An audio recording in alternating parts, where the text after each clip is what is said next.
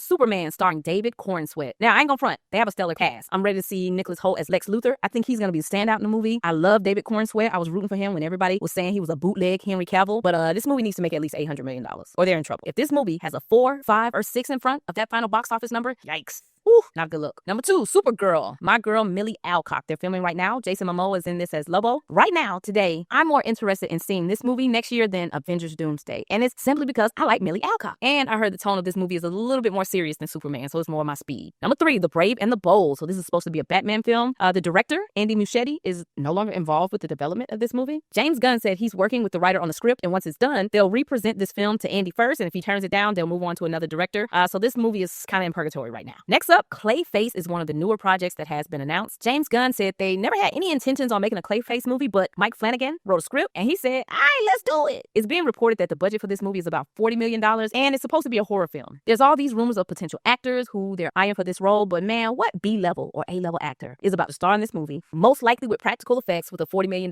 budget? Because they can't be doing CGI for Clayface with only $40 million. This is what I'll say. If they can pull this movie off and make at least $130 to $150 million, hey, they might be cooking because this is a low budget film. So I'm gonna keep my eye on Clayface and see how this turns out. Next up, number 5 is The Authority. It's reported that Gunn wanted a budget of $150 million and the boss said, heck no. So that film right now is in limbo. It's back on the shelf. Warner Brothers said they were not about to give him $150 million to make an R-rated movie about a group of people who don't nobody know. Okay, so that's put on the shelf. Next